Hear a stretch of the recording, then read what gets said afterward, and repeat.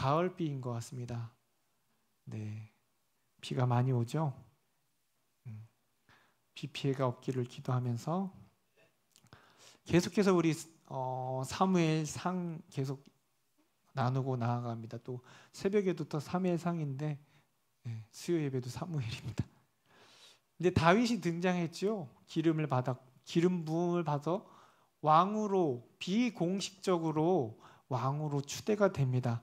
아직은 멀었습니다. 그 과정에 대해서 그 이어지는 과정에 대해서 이제 우리가 나눠서 나아갈 텐데요. 다윗이 기름을 부음을 받자마자 이스라엘 왕으로 남아있는 사울에게는 어떠한 일이 벌어질까요? 아니나 다를까 오늘 말씀처럼 다윗은 여호와의 영이 감동된 언급한 직후에 여호와의 영이 누굴 떠나요? 사울 왕을 떠납니다. 14절 말씀 다시 읽겠는데요. 같이 읽겠습니다. 여호와의 영이 사울에게서 떠나고 여호와께서 부리시는 악령이 그를 범죄하게 하는지라. 원래는 무명 아무 이름도 없던 젊은이를 변화시켜서 새 사람으로 만들고 끝내는 이스라엘의 첫 번째 왕으로 만들었던 그 동력이 되었던 여호와의 영이 이제는요 사울을 떠납니다. 떠났다는 얘기는 무엇입니까? 이제 리더들 안에서 역사하시는 하나님의 능력이 그와 함께 하지 않는다라는 거예요. 거기까지 가면 좋은데 떠나자마자 뭐예요? 악령이 그를 번뇌케 합니다. 괴롭힙니다. 그런데 이것이 사울을 괴롭히는 병이 무엇인지 모르지만 분명히 하나님께서 부리는 악령이라고 말합니다. 뭐예요? 하나님의 뜻이 있다는 거죠. 하나님이 목적을 이루시기 위한 방법이시라는 겁니다. 결국 사울은 자신의 이 병을 치유받아야 할 필요가 생긴 겁니다. 이에 사울이 부하들에게 악령을 내쫓을 만한 음악가를 찾아 병을 치유하고 싶어 하는데요. 이에 따라 그런 자를 확보하라고 명명합니다. 그러자 한 신하가 마치 기다렸다는 듯이 이와 같이 얘기합니다. 18절 말씀인데요. 소년 중 한 사람이 대답하여 이르되 내가 베들레헴 사람 이새의 아들을 본즉 수금을 탈 줄 알고 용기와 무용과 구변이 있는 준수한 자라 여호와께서 그와 함께 계시더이다 하더라. 기다렸다는 듯이 바로 한 소녀가 대답을 해요. 참 신기하죠. 신하의 말대로 다윗이 정말 완전 적합한 자라고 그냥 대놓고 얘기하는 겁니다. 왕실의 치료사로서 음악도 능하고 용감하고 또 준수하기까지 합니다. 그 무엇보다 여호와께서 그와 함께 계시더라 라고 고백을 하며 추천을 하고 있습니다. 그래서 그의 추천에 의해서 다윗은 어떻게 해요? 왕의 음악 치료사로 왕의 초청을 받습니다. 사울은 자기도 모르게 어떻게 해요? 여호와의 영을 소유한 사람, 끝내는 자기와 대치할 사람을 불러들인 겁니다. 어찌되었든 다윗은 놀랍게도 사울의 마음에도 들어요. 너무 좋아합니다. 그래서 다윗을 자신의 최측근으로 삼습니다. 꼭 필요한 사람이 자기에게 있어서 다윗이라는 것을 말하죠. 그래서 악령으로 인해 고통당할 때마다 옆에서 다윗이 음악을 함으로 해서 그 머리가 상쾌해졌다라고 얘기합니다. 여기서 드는 생각은요, 베들레헴이 도시는 아닙니다. 이 총구석에 있던 출신 다윗이 어떻게 궁전에 들어간 것이냐라는 의문이 듭니다. 그것도 왕의 최측근, 보좌하는 인물로 발탁되었는지 의아한 게 맞죠, 솔직히. 우리는 알고 있지만 정황상 시골 출신의 아무런 연줄도 없는 이 다윗이 이미 우리가 알고 있듯이 사무엘에 의해서 기름을 받았고, 이에 대해서 우리가 보자면 너무나 하나님의 인도에 따라 자연스럽게 왕궁으로 들어갈 수밖에 없다라는 겁니다. 야곱의 축복으로 말미암아 그의 삶을 설명하고 요셉이 꿈을 통해 그의 삶을 설명하듯이 다윗은 이 기름 부음을 받을 통해서 그의 삶의 전체를 이끌어가고 있다는 것입니다. 앞으로 우리가 보게 될 모든 일련의 사건들이 결국 이 말씀으로 통해 압축되는 것입니다. 무슨 말씀이냐면요, 여호와 하나님께서 다윗과 함께 하셨다. 이게 다윗의 모든 삶을 이끌어 갑니다. 그럼 여러분의 삶에 함께 하시는 분이 하나님이십니까? 본인이나 혹시 주위의 사람들과 함께 가시고, 물론 같이 가지만 내 삶에 함께 하시는 분, 결국엔 내가 혼자 있을 때도 함께 하시는 분은 하나님이시라는 거죠. 하나님이 이끄시는 겁니다. 우리는 이거를요, 다른 곳을 통해서 보는 게 아니라 이 다윗의 삶을 통해서 보게 되는 것입니다. 각자의 상황에 따라 모습은 다르지만, 인도하는 방법도 다르지만, 어떤 사람은 잔잔하게 그 삶은 이어갑니다. 어떤 사람은 마치 요동쳐요. 어떤 사람은 요동쳤다 잔잔했다 요동쳤다. 하지만 딱 한 가지 우리가 알아야 될 것, 그 모든 요동치는 가운데서도 하나님이 함께 계시냐 함께 하시지 않느냐의 차이라는 것이죠. 그러므로 우리가 어떤 사정을 갖고 어떤 삶을 살아가는지 다 다르지만 자신의 뜻대로 가는 이 사울과는 다른 삶을 살기를 원합니다. 우리의 모든 삶도 이와 같기를 원합니다. 모든 삶의 사정과 일들은 모두 하나님께서 누구누구와 함께 하셨다라는 맺음으로 끝나기를 원한다는 것입니다. 그렇다면 하나님이 함께 하시는 삶은 어떻게 해야 하는지, 어떠한 삶인지를 계속해서 우리 다윗을 통해서 함께 나누기를 원합니다. 그것은 바로 다음 사건을 통해서 우리가 깨닫게 되는데요, 우리가 너무나도 잘 아는 다윗과 골리앗입니다. 블레셋은 여지없이 싸움을 걸어옵니다. 이스라엘은 엘라 골짜기에 진치고 블레셋을 대항합니다. 항상 숙명적인 적이죠. 블레셋은 어쩔 수 없습니다. 뗄래야 뗄 수 없는 적입니다. 그런데 이번에 전쟁은 좀 달랐어요. 전과 같이 막 전면전으로 다 싸우는 것이 아니라 일종의 결투 방식으로 싸우기를 블레셋이 원했던 것 같습니다. 17장 4절 말씀인데요, 같이 읽겠습니다.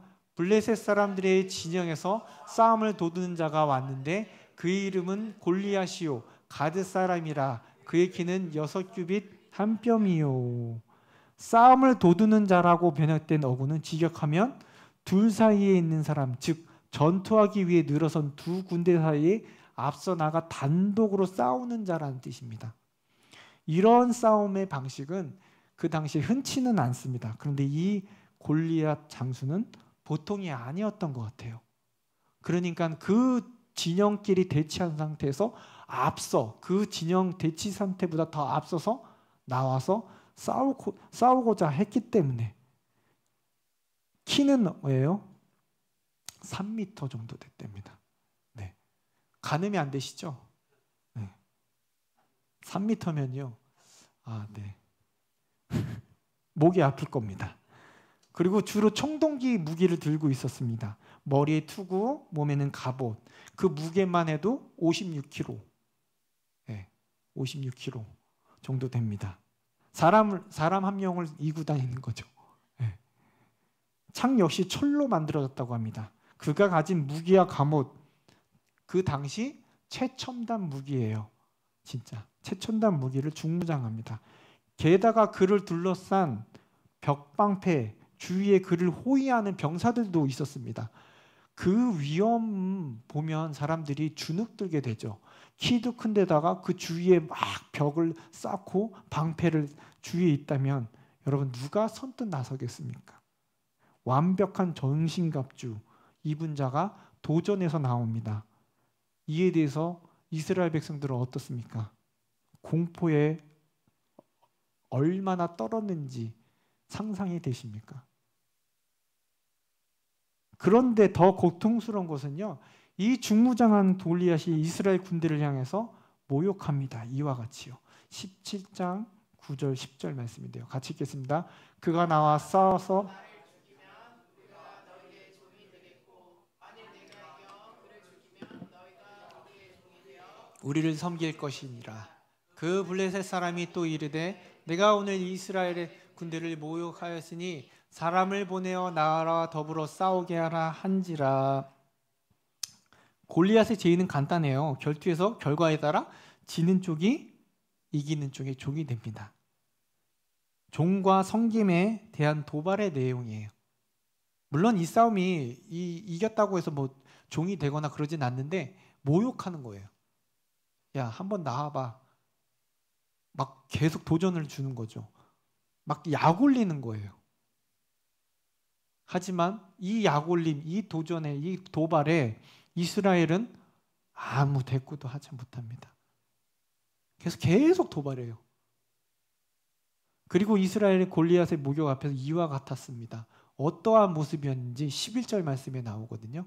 같이 읽겠습니다. 사울과 온 이스라엘이 블레셋 사람의 이 말을 듣고 놀라 크게 두려워 완전 겁을 먹었습니다.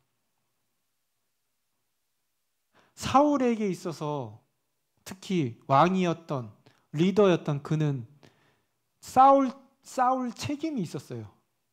그럴 책임이 있었지만 용기를 내지 못하고 있습니다. 똑같이 무서워하고 똑같이 두려워하고 있습니다. 골리앗을 본 사울은 지금 두려움 가운데 아예 장막에 숨어 있었습니다. 앞에 나와서 이에 대해서 맞서지 않고 그냥 장막에 숨어 있었습니다. 만일 싸우고자 했으면 사울 본인이 밖에 나와서 골리앗에 대해서 막 그래도 주고받고 말이라도 왔다 갔다 하지 않았을까요? 그런데 이 사울도 키가 작은 사람은 아니었습니다. 왜냐하면 사울에 대해서 10장 23절의 표현에 보면 다른 사람보다 어깨 위나 더 크더라라는 표현이 있어요. 그래서 이그바흐라고 이거를 얘기하고 골리앗의 신장을 표현하는 고브호 둘 다 그 신장의 크기를 동일한 어근의 용어들을 언급해서 사용하고 있기 때문에 신장의 차이는 골리앗이 좀 더 크긴 해도 사울도 이에 만만치 않게 키가 컸다는 거예요. 네, 제가 75면 한 85 정도 그 차이 정도 된다고 생각하시면 돼요. 75 맞습니다. 제 키. 네, 74.8. 네, 그러면 싸울만 하잖아요. 10cm가 나더라도 그래도. 하지만 이에 대해서 사울은 전혀 싸울 용기와 마음이 없었습니다. 웅크려 있던 것이죠. 이때 우리가 알고 있는 주인공이 등장합니다. 어린 나이에 다윗. 전쟁터에 놀러 왔습니다. 놀러 온 게 아니죠. 그냥 겸사겸사 전쟁 물자를 전쟁터에 새 형들에게 전달하기 위해서. 그 당시에 전쟁 물자를 아무래도 집에서 다 공급했다라고 생각이 되어지면 되는 거죠. 나라에서 도와주는 게 아니라 이스라엘 백성들은 각자 자기 집에서 먹을 거, 입을 거라는 것을 공급받았던 것 같습니다. 그래서 다윗도 아버지의 그 심부름에 의해서 형들을 안부도 물을 겸 전쟁의 물자를 형들에게 갖다 주고자 왔던 것입니다. 그때 다윗이 듣게 되지요. 골리앗이 매일같이 나와서 도발하는 소리를, 이스라엘에 모욕하는 언사와 함께 도전하는 소리를 듣게 됩니다. 그때 골리앗으로 인해서 이스라엘의 군대는 어떤 모습이었냐면요. 24절 말씀인데요. 같이 읽겠습니다. 이스라엘 모든 사람이 그 사람을 보고 심히 두려워하여 나올 때마다 도망가는 거예요. 일단 들어갔다 좀 쉬었다 나오면 또 도망가고, 그러한 모습을 다윗이 보게 됩니다. 그러면서 기 먹고 눈 멀은 이 이스라엘은 오로지 뭐만 살았을까요? 입만 살아 있었습니다. 왜요? 사울왕이 골리앗을 죽이는 자에게 내건 보상을 입으로만 전하고 있기 때문에. 그러니까 눈도 멀고 귀도 멀고 오직 입만 살았다라고 생각하시면 돼요. 부와 여자와 자유라는 면목 아래 골리앗을 죽일 것을 제안하는 거예요. 이러한 큰 보상을 제안했음에도 불구하고 아무도 싸운 자가 없었다. 그런데 다윗은 다르죠. 26절 말씀입니다. 같이 읽겠습니다. 다윗이 곁에 서 있는 사람들에게 말하되 주여 이스라엘의 치욕을 제거하는 사람에게 어떠한 대우를 하겠느냐? 이 할례 받지 않은 블레셋 사람이 누구에게 살아계시는 하나님의 군대를 모욕하겠느냐? 다윗은 두 가지 질문을 해요. 만약에 이 사람을 치면 어떤 보상이, 어떤 대우가 있느냐? 그리고 두 번째, 할례 없는 이 블레셋 사람이 도대체 누구길래 사시는 하나님의 군대를 모욕하고 있느냐? 휠란조로 묻고 있습니다. 특별히 마지막 질문을 통해 우리는 깊이 들여다볼 필요가 있는데요. 그의 질문은 이런 의미이기 때문입니다. 정말로 하나님이 정말 살아계시다면 블레셋 사람의 모욕을 어떻게 그대로 내버려둘 수 있느냐, 이런 뜻이에요. 즉 이스라엘을 모욕하는 것은 사시는 하나님의 군대를 모욕하는 것과 같다라는 것입니다. 그런데 지금 이스라엘은요, 블레셋 앞에서 두려움과 공포로 꼼짝하지 못하고 있습니다. 이 모습은, 이 전쟁은 하나님과 아무 상관이 없는 것처럼 행동하고 있는 것과 같은 거예요. 이 점을 다윗은 받아들일 수 없었기 때문에 이와 같이 묻고 있습니다. 다윗은 사시는 하나님이 블레셋과의 전쟁과 무관하다고 생각하지 않았기 때문입니다. 다윗에 있어서는 살아계신 하나님을 떠나서는 전쟁을 이해하게 할 수 없었기 때문인 것이에요. 실질적으로 다윗이 이러한 순진한 질문, 이스라엘 백성 그리고 그의 형들, 궁극적으로 사울을 꾸짖는 것입니다. 뭐 하는 겁니까? 이 어른들이 되셔서. 살아계시는 하나님이 계시는데 이러한 모욕을 받고도 골리앗을 내버려 둘 수 있습니까? 어린 다윗 소년이 이렇게 꾸짖는 거예요. 그런데 백성들이 답이 무엇인지 아십니까? 27절 말씀입니다. 백성이 전과 같이 말하되 그를 죽이는 사람에게 이러이러하게 하시리라 하니라. 다윗은 분명히 질문을 두 개 했어요. 대우가 어떠냐? 죽이면 어떻게 되냐? 그리고 저는 저 뭔데 사시는 하나님의 군대를 모욕하냐? 근데 이 두 질문에 대해서 계속해서 대답하는 거는요, 첫 번째 질문에밖에 대답을 하지 않습니다. 야, 대우가 부와 여자와 명예를 얻을 것이다 라고 계속 이 얘기만 해요. 왜 그럴까요?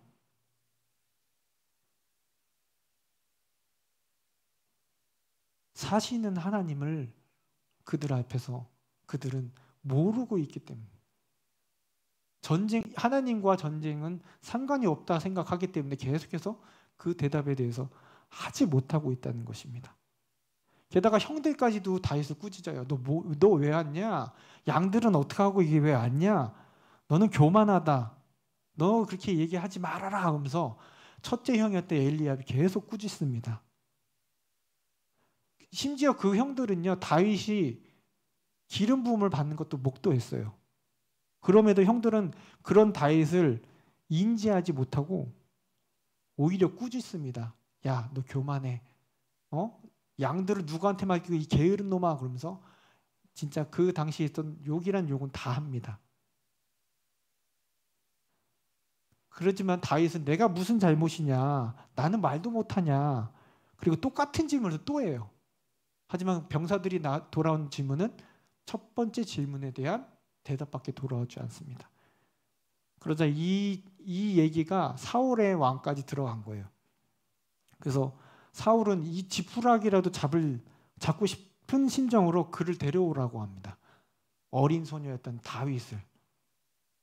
그리고 그 젊은이를 만난 것을, 그러니까 아무도 나가지 못한데 이 젊은이만이 계속 기백을 가지고 당당하게 말하는 것을 보고 마음속에 왠지 희망이 생긴 거죠.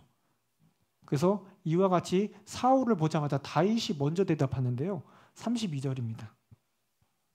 같이 읽겠습니다. 다윗이 사울에게 말하되 그로 말미암아 사람이 낙담하지 말 것이라 주의 종이 가서 저 블레셋 사람과 싸우리이다.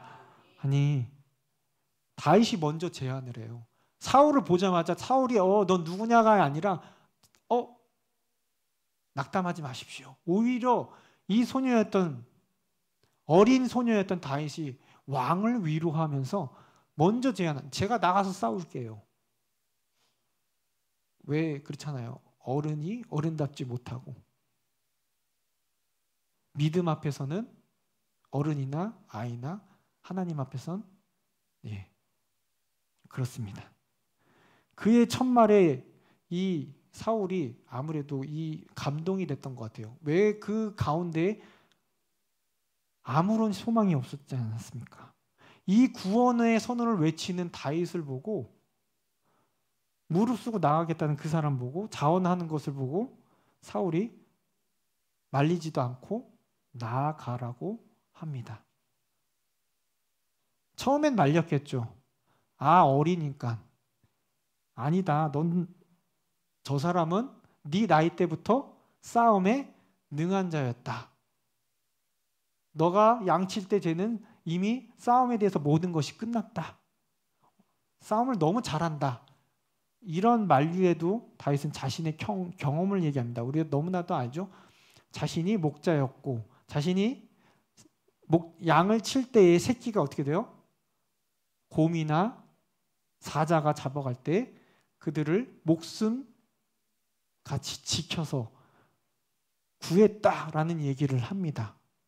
그러면서 자신이 진짜 목자였음을 경험을 통해 말하고 이 목자로서의 경험을 토대로 다윗은 골리앗도 칠 수 있다라고 얘기합니다.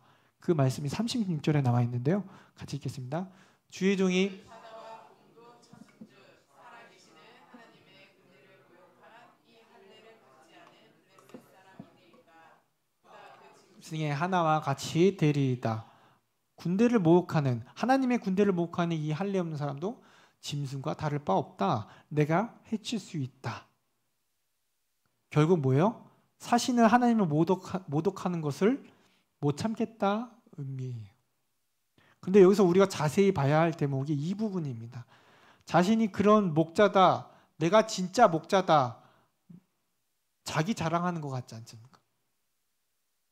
내가 이렇게 지켜서, 내가 용감해가지고. 하지만 37장 상반전에 다윗은 이렇게 고백하는데요. 같이 읽겠습니다. 37. 또 다시 이르되 여호와께서 나를 사자의 발톱과 곰의 발톱에서 건져내셨은즉 나를 블레셋 사람의 손에서도 건져내. 자기 잘난 척하는 것 같았지만 결국에 누가 나를 살리셨다고 얘기하냐면요, 하나님께서, 여호와께서 나를 건져내셨은즉. 뭐라고요? 진짜 신앙을 고백하고 있는 겁니다. 하나님께서 나를 구원하셨다. 이게 증거가 되지 않느냐? 더 이상 할 말이 없는 거예요. 진짜 구원자는 바로 여호와이심을 고백하는 겁니다. 그러니 하나님께서 이 골리앗이 아무리 크고 아무리 잘 싸우고 아무리 최첨단 무기를 가질지라도 자신을 구원해 주실 것이다. 자신이 잘나서가 아니라, 자신이 지혜가 있어서가 아니라 분명히 들판에서 양을 치는데 하나님이 구원해 주셨어. 그런데 지금도 하나님이 구원해 주시리라는 그 믿음입니다. 뭐요? 하나님이 살아계시기 때문에. 여기서 다윗과 사울은요, 이스라엘과는 다른 눈으로 바라보고 있는 겁니다. 다윗은 여호와 하나님의 구원의 이야기들을 의심하지 않았던 거예요. 내 선대에 있었던 모든 일들, 하나님께서 아브라함을 불러주시고 또한 애굽에서 구원해 주시고 또한 가나안 땅으로 들어오게 하셨던 살아계신 그 하나님의 모든 일들을 그는 의심하지 않은 거예요. 여전히 살아계셔서 나와 함께 하시는 하나님, 의심하지 않았던 것입니다. 그리고 어떻게 하나님께서 그것을 지금도 여전히 구원해 주시고 인도해 주실 것을 고백하고 있는 것입니다. 이런 멋진 연설을 오랫동안 들어본 적이 없는 사울은 결국 허락하죠. 38절 하반절입니다. 사울이 다시 다윗에게 이르되 가라, 여호와께서 너와 함께 계시기를 원하노라. 사울의 입에서 겨우 하나님의 이름이 나옵니다. 왜요? 다윗을 통해서. 그 전까지는 전쟁에 하나님의 이름이 전혀 나오지 않다가 다윗의 이 고백을 통해서 하나님의 이름이 나오게 됩니다. 그리고 우리가 알고 있듯이 물매를 가지고 나아갑니다. 분명히 사울은요, 무장하고 나가라고 얘기합니다. 그러한들 무슨 소용이 있겠습니까? 이미 골리앗이 최첨단 무기를 갖고 오고 키 차이뿐만 아니라 신장 차이뿐만 아니라 뭘 해도 다윗이 어떤 문장을 하더라도 소용이 없기 때문에. 하지만 다윗은요, 어떻게 해요? 진짜 그의 무기는 바로 과거에도 구원하셨고 미래에도 구원하실 사시는 하나님이라는 거예요. 그 어떤 무기를 갖다 준다 해도 그에겐 필요가 없는 거예요. 왜? 하나님이 나의 무기 되시기 때문에. 그렇다면 우리가 하나님이 함께 하심을 알게 하는 삶이란 바로 이 모습을 통해 우리가 이와 같이 함께 하시는 삶을 살아가게 해 주시는 겁니다. 저와 여러분들의 사시는 하나님이 함께 계시나요? 우린 때론 그렇잖아요. 이거는 하나님과 별개다. 이거는 하나님과 상관없는 것 같다. 왜요? 당장의 큰 골리앗이, 큰 장벽이, 큰 어려움과 역경이 우리를 떨게 하고 근심케 하지 않습니까? 그런데 여러분, 우리가 이 자리에 앉아 있다는 것이 무엇을 의미합니까? 과거의 나를 살리시고 구원하셔서 지금도 살아계셔서 나를 인도하시는 하나님이 계시기 때문에 저와 여러분들이 이 자리에 있는 거 아닙니까? 이게 증거가 아닙니까? 그렇다면 하나님은 죽은 하나님이십니까? 아니요. 죽은 하나님은 우리를 살리실 수 없으세요. 살아계시기 때문에, 여전히 역사하시기 때문에, 아브라함의 하나님이 그랬듯이, 야곱의 하나님이 그랬듯이, 지금 다윗의 하나님이 그랬고, 우리 아버지가 믿었던, 우리 어머니가 믿었던 하나님, 나의 하나님이 살아계셔서 지금도 역사하고 계십니다. 믿으십니까? 그런데 자꾸 왜 하나님을 죽은 하나님이라고 생각하세요? 왜 지금 이스라엘처럼 떨고 계십니까? 왜 두려워하고 근심하십니까? 왜 주저하고 계십니까?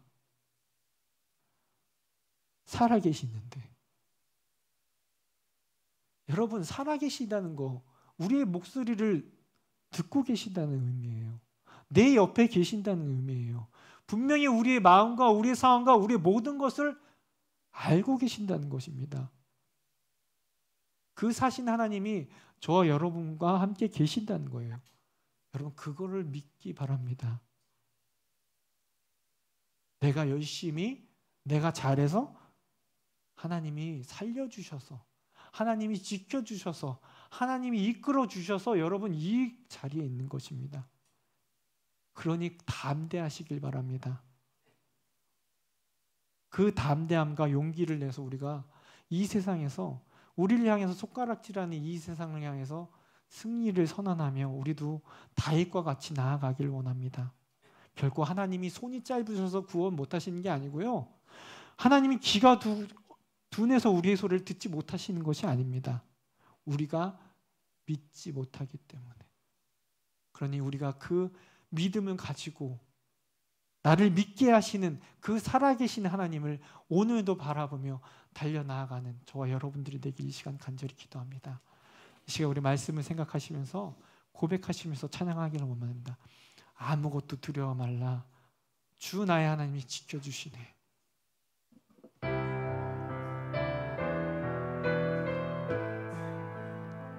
우리